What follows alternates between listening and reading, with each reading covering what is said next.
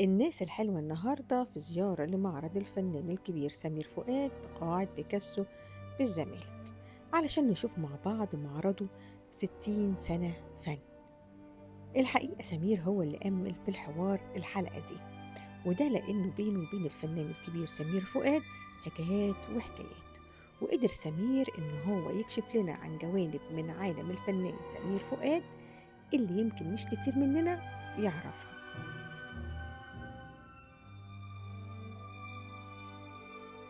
انا شبه نجيب محفوظ على فكره، واصحابي بيقولوا لي كده ان هو انا اولا منتظم جدا في شغلي، عامل زي الموظفين. وهو كان كده.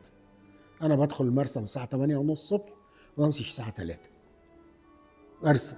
ما ارسمش لازم اخش المرسم، لان تبقى انت حاسس ان انت راجل محترف، وان ده جزء من حياتك الاحترافيه، ان انت تخش مكان عملك وتحاول تطلع حاجه.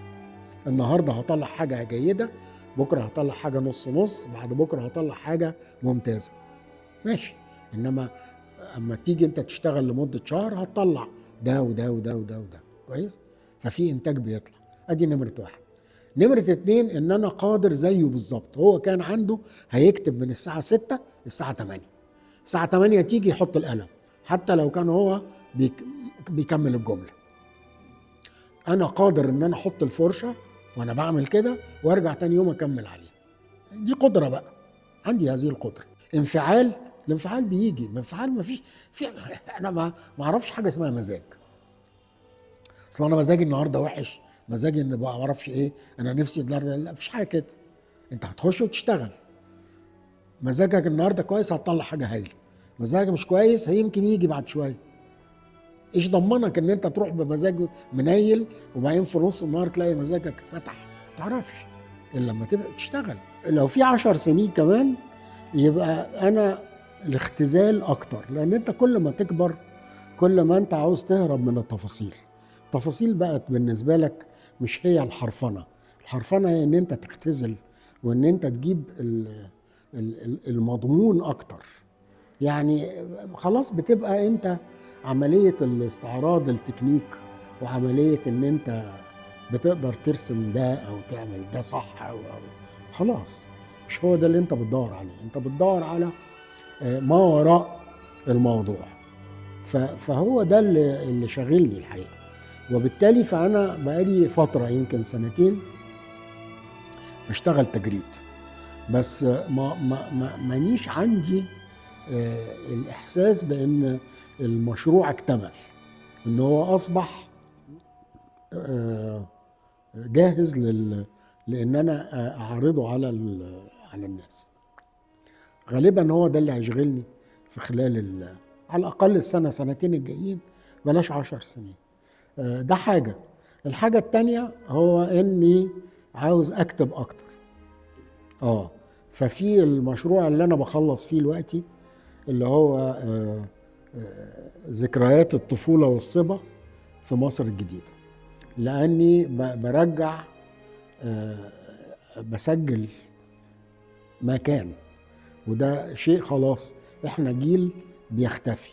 يعني الناس اللي قدي اللي هم 80 سنة اللي هم اتولدوا في مصر الجديدة أو راحوا مصر الجديدة وهم صغيرين، فشافوا مصر الجديدة في الخمسينات والستينات أيام ما كانت لسه في عزها، قليلين. الموضوع هو تجربة. يعني مدينة الدواجن لحن الموسيقيين ده كان عبارة عن فكرة لف حواليها مجموعة من اللوحات. خلاص ده ابن زمنه. أنا لو رسمت رقاصة النهاردة أو رسمت موسيقيين النهاردة، لو أنا استنسخت اللي أنا عملته يبقى أنا بكرر نفسي. عشان أن أنا أعمل رقاصة بشكل جديد النهاردة لازم أكون حاسس بالإحساس اللي أنا كان عندي تجاه الرقص الشرقي.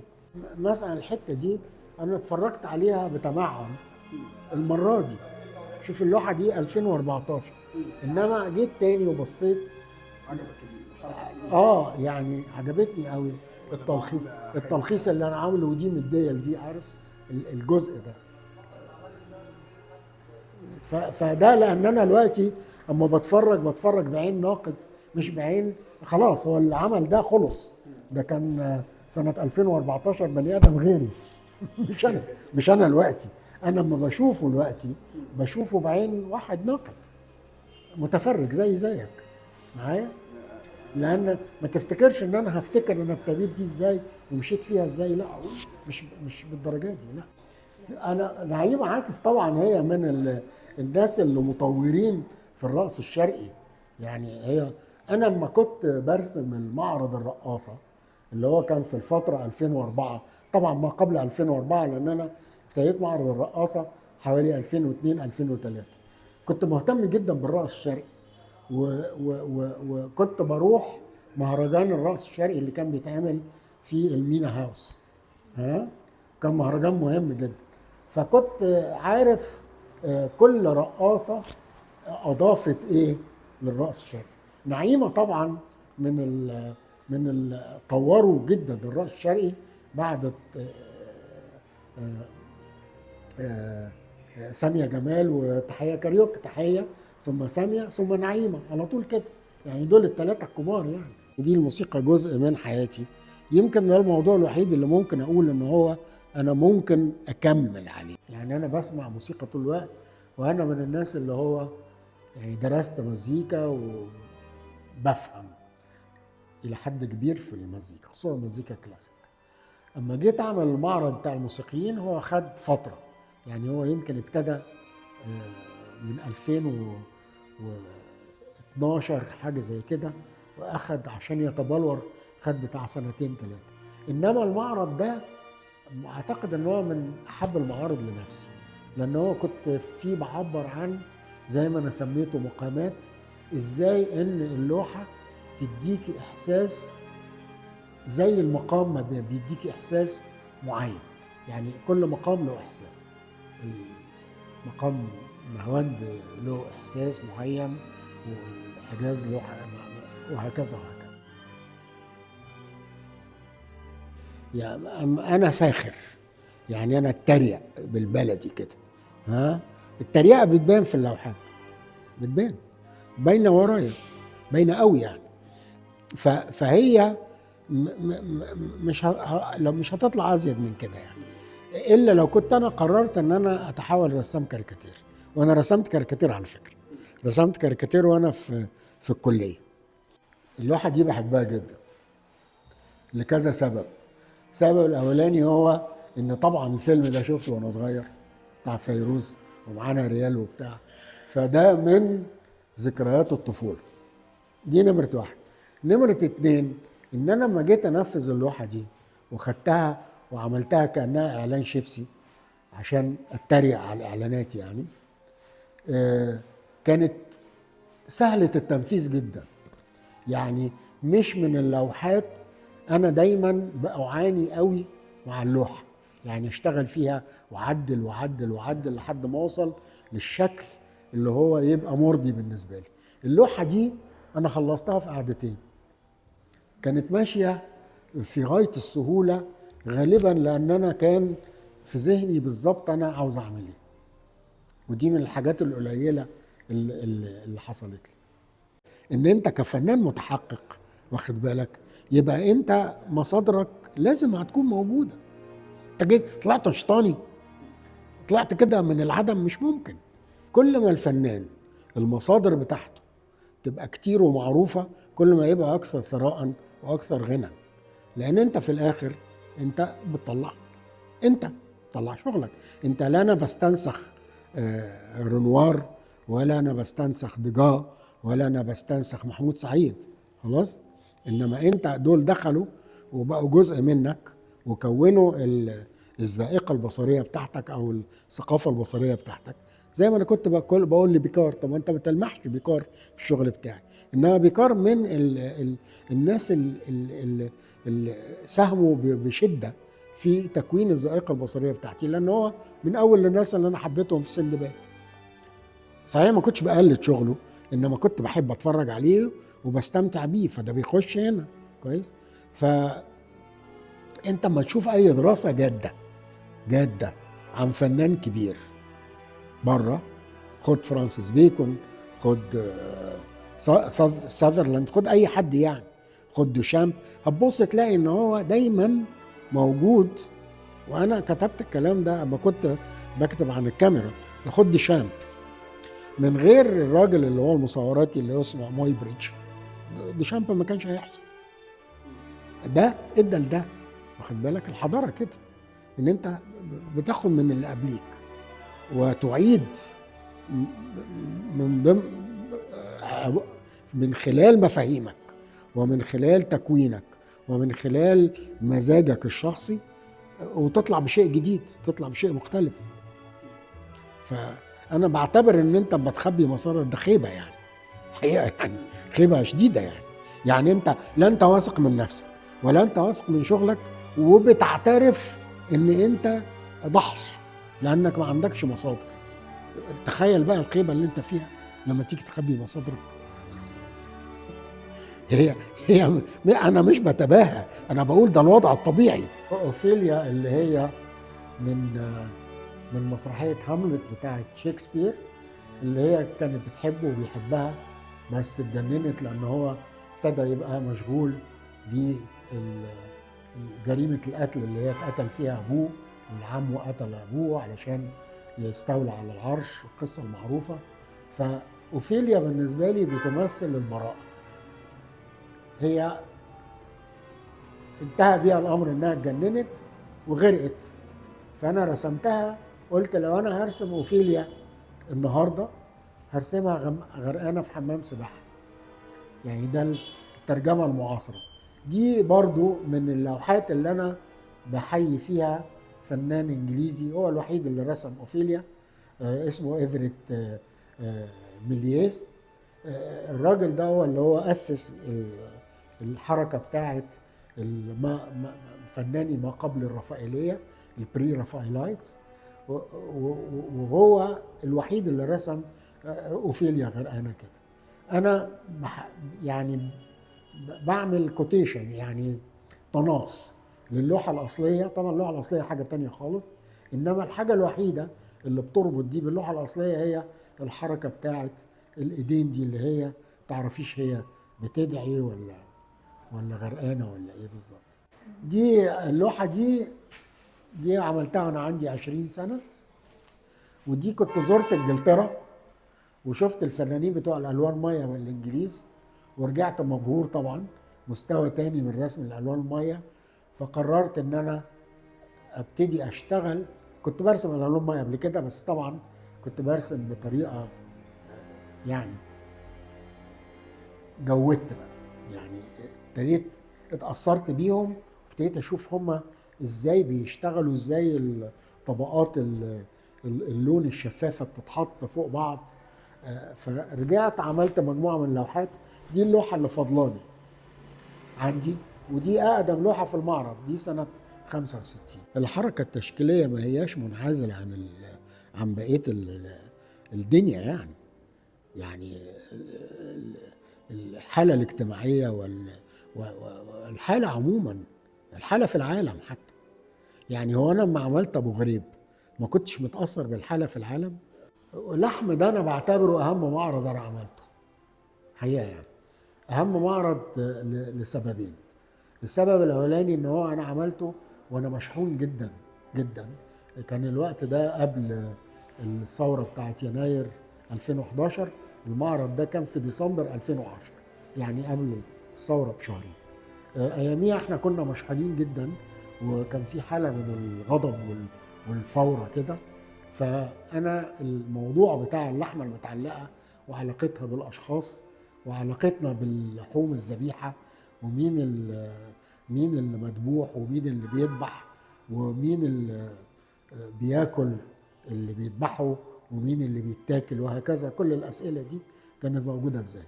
والمعرض الحقيقة عمل صدى كبير جدا، لأنه جاء عارفة المعرض المناسب في الوقت المناسب. الناس استقبلته بدهشة شديدة. كان في ناس بتصرخ، وابو غريب واللحمة المتعلقة، كان معرض غريب جدا يعني.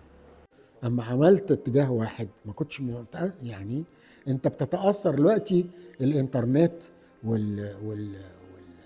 واليوتيوب والانستجرام والكلام ده خلاك بقيت ان انت جزء من العالم، ما انتش حاجه معزوله كده. اللوحه دي انا عرضتها اول مره في المعرض العام 2014 اعتقد، او 2013. ودي كانت يعني من ضمن اللي انا كنت حاسس بيه في وقتها، ان احنا ماشيين كده في اتجاه واحد. كنا بقى في اللخبطه اللي هي ايام حكم الاخوان وما احناش عارفين ازاي، هل هيتفرض علينا بتاع ده حكم يمشينا في سكه خلاص هي دي السكه وده الصح وما تقدرش تعمل غير كده، ولا ايه؟ فانا جاء المشروع بتاع اتجاه واحد ده في ذهني في هذا الوقت.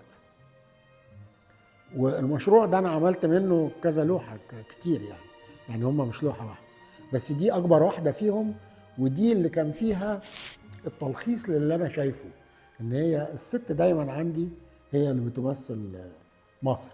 هنا لما جيت حطيتها وكررتها 3 مرات ان هي ماشيه ست اللي لابسه اسود وشبشب زنوبه وبتاع، كنت بعبر عن الروح المصريه.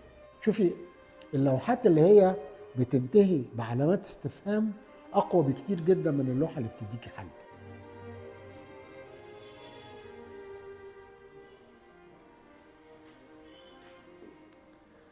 ده الموضوع ده يعني هو البدايه للست اللي بتقف بتحاول تقوم من على الكرسي، اللي هي ذات الكرسي دي، لان ده هو برضو في ذهني المراه المصريه، وهتلاقيها ان هي موجوده في لوحات كتير زي لوحه المانيكان، الست اللي بتتجوز مانيكان وكده.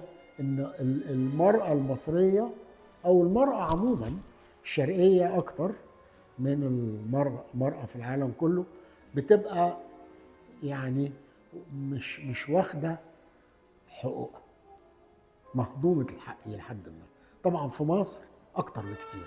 فمحاوله النهوض دي هي عباره عن محاوله التحرر من المفاهيم اللي هي مسيطره علينا وبتخلينا نقول ست اقل من الراجل والكلام ده بقى.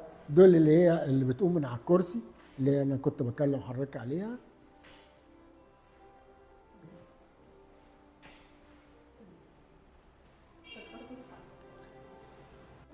دول اخر لوحات عملتهم، اللي هي المجموعه دي واللي وراكي، اللي هي بقى اللحن المعاصر بتاعنا دلوقتي اللي هو السيلفي. كل الناس ماسكه الموبايل، بقى الموبايل هو العالم اللي احنا بنخش جواه، نعيش في عالم تخيلي موازي للعالم اللي احنا عايشين فيه، يمكن اكتر من العالم اللي احنا عايشين فيه. احفادي طول الوقت ماسكين البتاع ده وعمالين تخ تخ تخ تخ، مش بيشوفوني حتى ولا بيكلموني، بيكلموا الموبايل.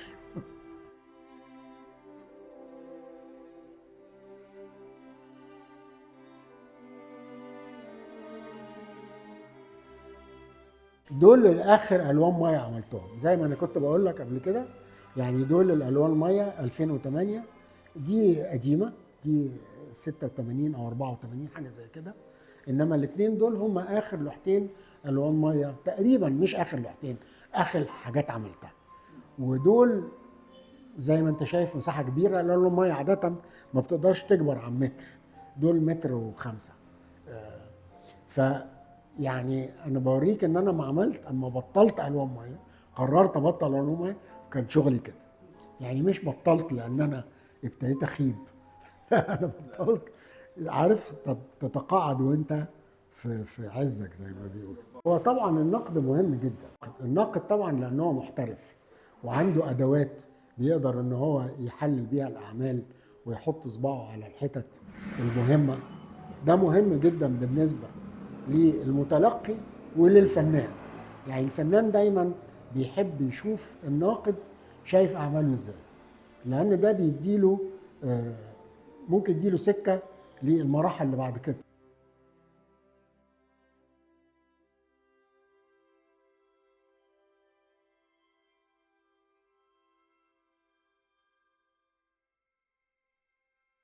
وحسن سليمان لولا انا ممكن ان انا ما كنتش ابقى قاعد هنا دلوقتي. بشكره بشكره بشكره دايما. ليه بقى؟ لان هو حسن اللي زن عليا حقيقه يعني، وقعد يزق فيا ان انا ابقى فنان محترف. هو انا كنت راجل بشتغل في الكمبيوتر وفي شركه انجليزي ومرتبي كويس وعايش كويس، والفن بالنسبه لي متعه، متعه خالصه. في الوقت الفاضي اللي انا قاعد فيه برسم بورتريهات باستل. ايام ما حسن عرفت حسن كنت برسم باستل، اللي انت عارفه يعني، البورتريهات دي كنت بعمل بورتريهات حلوه قوي كويس.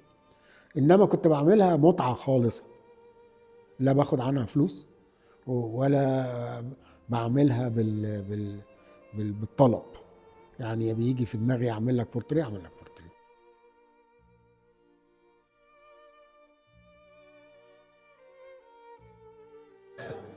لو بطلت تحلم تموت، لا خلاص.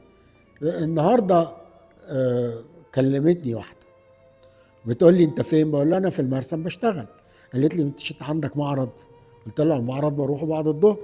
قالت طب ما تريح شويه ريلاكس. قلت لها انا هو ده اللي بيخليني استمر. لو انا بطلت ارسم مش هستمر. اتعملت في وقتها يعني. انا كده بحييك على المعرض. شكرا جزيلا. شكرا. ربنا شكرا. يخليك. سلام يا سلام. ربنا يخليك.